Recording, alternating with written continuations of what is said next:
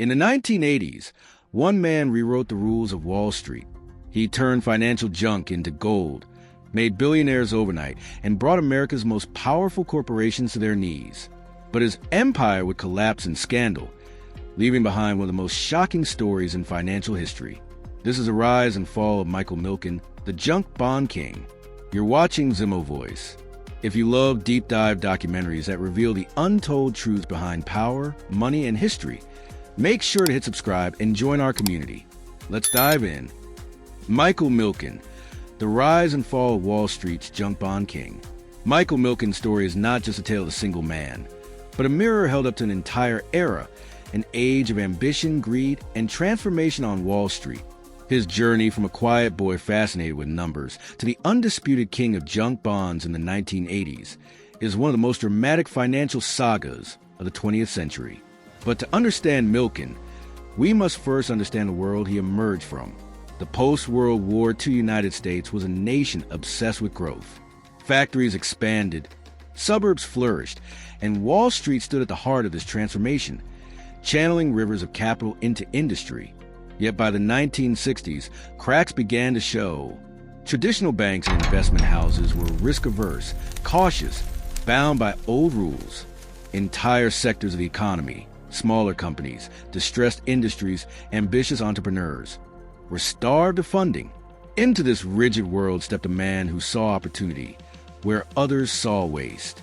Michael Milken would take what was dismissed as financial garbage, low-rated, so-called junk bonds, and turn it into gold. Early life, a boy obsessed with numbers. Michael Robert Milken was born in Encino, California in 1946 to a middle-class Jewish family. His father, Bernard Milken, worked as an accountant while his mother was a homemaker. Unlike many children who found ledgers and balance sheets boring, young Michael was captivated. At just 7 years old, he would sit beside his father, watching the neat rows of numbers spill across the dining room table. To Michael, numbers had a purity that human beings did not. They were honest. They did not deceive. They reflected reality with brutal clarity. This deep love for mathematics and logical order would shape his worldview for decades to come. By high school, Milken was a prodigy. He excelled in academics, demonstrated leadership, and earned a reputation as someone destined for greatness. His talents won him a place at the prestigious University of California, Berkeley, where his destiny would begin to unfold. The revelation at Berkeley. In the turbulent late 1960s, Berkeley was more than just a school. It was a hotbed of intellectual revolution. It was here that Michael Milken encountered an academic idea that would forever change his life. He took a class where he studied the work of economist W. Braddock Hickman. Hickman's research challenged conventional wisdom.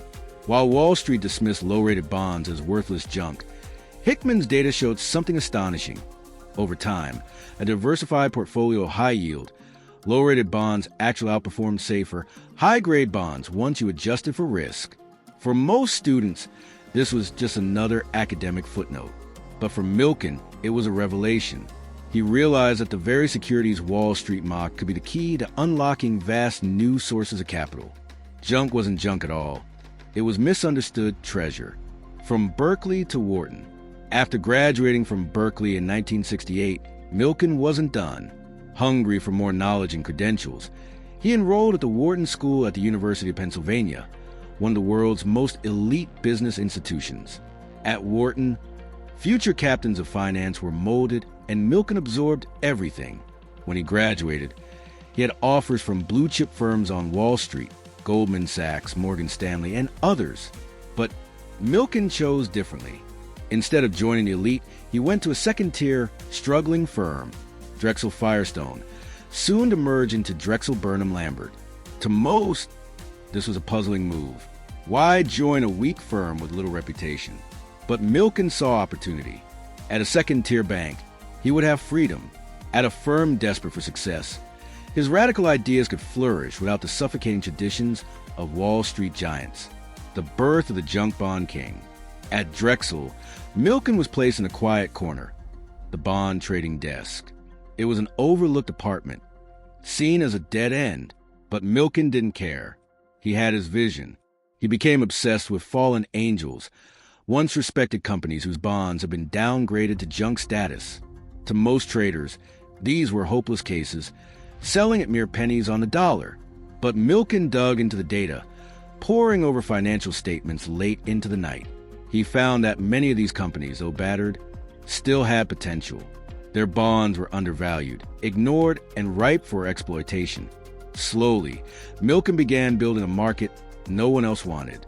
By the early 1970s, while Drexel as a whole struggled, Milken's small trading desk was making money. His results could not be ignored. It was the beginning of something far bigger. As the 1980s rolled forward, the financial world was changing faster than anyone could have predicted. Wall Street was no longer a state arena of conservative investments and cautious bankers. It had transformed into a battlefield where ambition, aggression, and innovation ruled the day. And in the middle of this revolution stood Michael Milken, the man who had turned the unthinkable into reality. The creation of a junk bond empire that reshaped the foundations of American capitalism. For Milken, high-yield bonds weren't simply tools of finance. They were instruments of transformation. Companies once considered hopeless could now find salvation through capital. Entrepreneurs with daring ideas but little access to traditional bank loans suddenly had a lifeline. What Milken offered wasn't just money, it was opportunity. And that opportunity fueled one of the greatest corporate booms in American history. But with opportunity came controversy.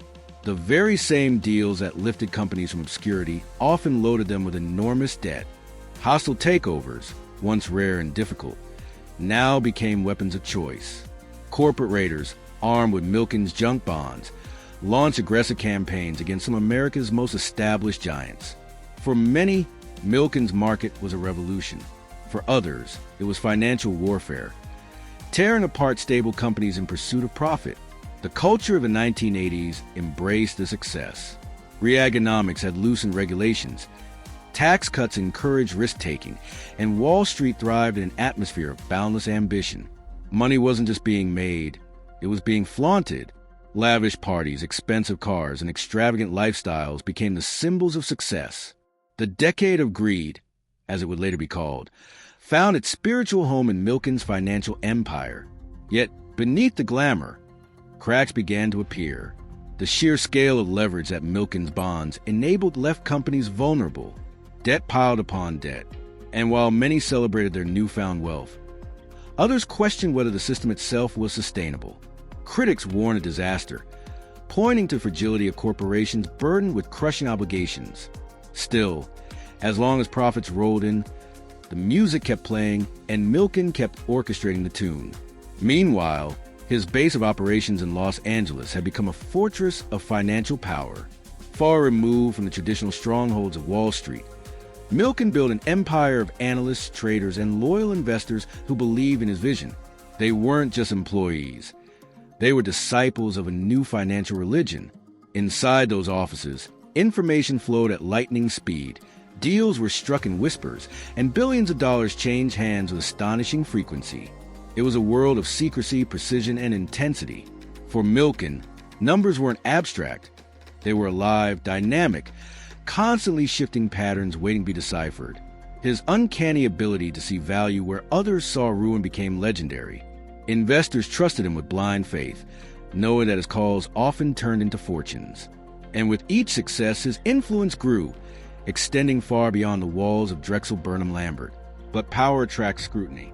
By the mid-1980s, regulators, journalists, and politicians were beginning to take notice. The sudden explosion of wealth and the aggressive nature of junk bond-fueled takeovers raised questions. Was this truly innovation, or was it manipulation? Was Milken democratizing finance, or was he destabilizing it for personal gain? These questions would soon evolve into investigations, and those investigations would pull at the very threads of Milken's empire. For now, though, the rise continued. Deals grew larger, more daring. Figures like Carl Icahn, Ronald Perelman, and Nelson Peltz rose to prominence through Milken's financing. Each takeover fueled headlines, capturing the imagination of a nation enthralled by the high-stakes drama of corporate warfare. Boardrooms became battlefields, and fortunes were made or destroyed overnight. And always, somewhere in the background, Michael Milken's fingerprints would be found. But no empire, no matter how strong, is invincible. The alliances Milken forged with speculators, corporate raiders, and financiers hungry for power would eventually become liabilities. And the very ambition that lifted him to unprecedented heights would also sow the seeds of his undoing. The storm cloud were gathering. Wall Street, intoxicated by its own excess, was heading toward a reckoning. And when the fall came, it would shake not only Michael Milken's empire, but the very foundations of American finance itself. By the late 1980s, Michael Milken was no longer just a financier, he was an institution. His junk bond machine at Drexel Burnham Lambert was generating billions, reshaping corporate America, and commanding loyalty from investors around the globe. But power on that scale inevitably breeds suspicion. And as Milken's influence grew, so too did the intensity of the spotlight aimed at him. The U.S. Securities and Exchange Commission, long wary of Wall Street's aggressive culture, began asking pointed questions. How could one man, operating from Los Angeles of all places, consistently produce such astronomical profits? How could Drexel outpace even the most established Wall Street titans?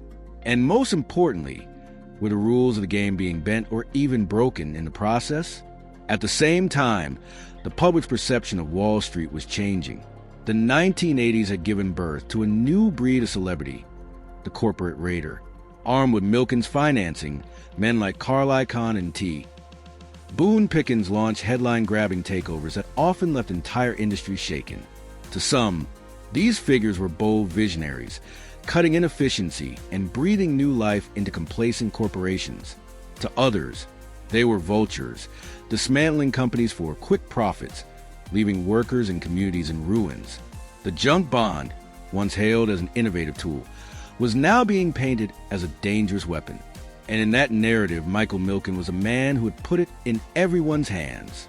The turning point came with a name that would become infamous: Ivan Boesky. A Wall Street arbitrageur with close ties to Drexel, Boesky was a master of insider information, trading on tips and whispers that often gave him an illegal edge. For years, he had operated in the shadows, but eventually the law caught up with him. In 1986, Boesky was charged with insider trading, a scandal that shook Wall Street to its core. Boesky, desperate to lessen his punishment, struck a deal with prosecutors, and in doing so, he pointed the finger squarely at Milken and Drexel. Overnight, the empire that had seemed untouchable was under siege. Investigators swarmed Drexel's offices, poring over records, dissecting deals, and interviewing employees. The press smelled blood, publishing sensational stories that painted Milken as the dark mastermind of Wall Street greed. Politicians seized the opportunity, eager to show they were cracking down on financial corruption. The junk bond king was suddenly being portrayed as the villain of an entire era. For Milken, it was a moment of profound irony. He had built his career on numbers, probabilities, and data, things that could be measured and predicted. But now he was in a world of politics, public perception, and legal maneuvering. The very tools that had brought him so much success were useless against the storm gathering around him. In 1989, the inevitable happened. Michael Milken was indicted on 98 counts of racketeering and fraud. The charges were staggering in scope, ranging from insider trading to securities violations. Though not every allegation was ironclad, the sheer volume was overwhelming. Drexel Burnham Lambert, once a rising star, collapsed under the weight of legal battles and lost confidence. By early 1990, the firm declared bankruptcy, the first major Wall Street investment bank to fail in decades. For Milken, the trial that followed was both a reckoning and a spectacle. Prosecutors painted him as the embodiment of Wall Street greed, a man who had manipulated markets for personal gain. Milken's defense argued that he had broken no laws, that he had simply been a visionary ahead of his time. In the end, the courtroom drama ended not with a drawn-out battle, but with a deal. Facing enormous pressure and the possibility of a lifetime in prison, Milken agreed to plead guilty to 6 counts of securities and tax violations. The once mighty king of junk bonds was sentenced to 10 years in prison and fined $600 million, one of the largest penalties in history. But even in his downfall, Milken's story was not simple. Supporters argued that he'd been unfairly targeted, a scapegoat for an era of excess that involved far more players than just him. Detractors insisted that his punishment was far too light for the chaos his financial revolution had unleashed. Either way, his name had become synonymous with both the heights of financial innovation and the depths of financial scandal. In 1991, Michael Milken reported to prison for a man who had once moved billions with a phone call. The stark reality of life behind bars was almost surreal. Yet, even there, Milken's resilience showed. He became a model inmate, reading, reflecting, and eventually throwing himself into causes that would shape his legacy beyond Wall Street. Michael Milken walked into prison as the most infamous financier of his generation. He was branded the junk bond king, the symbol of Wall Street greed, and the man whose empire had collapsed in spectacular fashion. Yet prison, paradoxically, became the place where his next chapter began. Behind bars, Milken did not sulk or fade into obscurity. Instead, he turned inward. The man who had once obsessed over balance sheets now studied medicine, education, and philanthropy. He spent his time mentoring fellow inmates, focusing on rehabilitation rather than despair. For all his flaws, Milken's core belief had always been in the power of opportunity. And now, stripped of power and fortune, he applied that philosophy to those society had forgotten. He served only 2 years of his 10-year sentence. In 1993, citing good behavior and cooperation, Milken was released. When he emerged from prison, he was no longer allowed to work in the securities industry, banned for life from the very world he had once dominated. But if Wall Street was closed, Milken found other doors to open. Almost immediately, he turned his fortune and energy toward philanthropy. Having been diagnosed with prostate cancer himself, he became one of the most influential advocates for medical research. He poured hundreds of millions of dollars into cancer research, education initiatives, and public health programs. The Milken Institute, founded in 1991, grew into a global think tank addressing some of the world's most pressing problems. For many, this transformation was astonishing. How could the same man who once symbolized greed now dedicate himself to saving lives and funding cures? Was it redemption or reinvention? Perhaps it was both. Meanwhile, the financial world he had reshaped never fully let go of his legacy. The junk bond market did not die with Milken's fall. It matured, evolved, and today remains a cornerstone of global finance. The very innovation that made him notorious also permanently altered the way companies raise money and the way investors think about risk. In many ways, Milken's vision was vindicated by history. Yet controversy has never been far behind. Critics argue that no amount of philanthropy can erase the damage of the leveraged buyout era, the bankruptcies, the lost jobs, the shattered companies left in the wake of junk bond-fueled takeovers.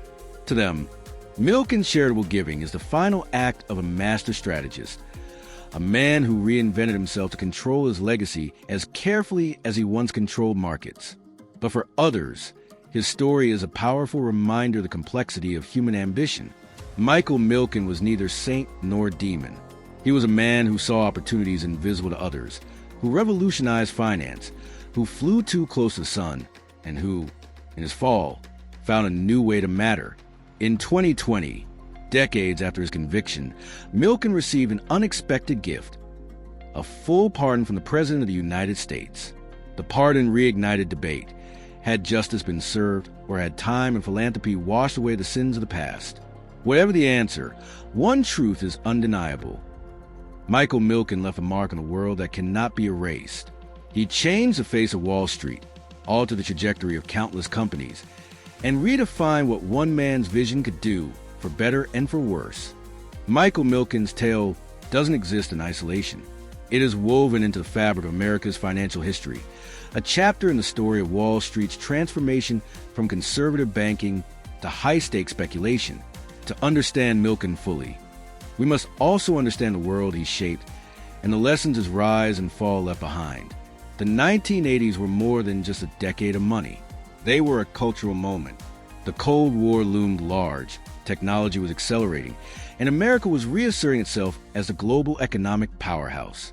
In that climate, ambition was not just tolerated, it was celebrated. Michael Milken became the perfect symbol of that moment. brilliant, ruthless, innovative, and unapologetic. But as history shows, every era of excess invites its reckoning. The crash of 1987 sent shockwaves through global markets, exposing fragility of leveraged empires.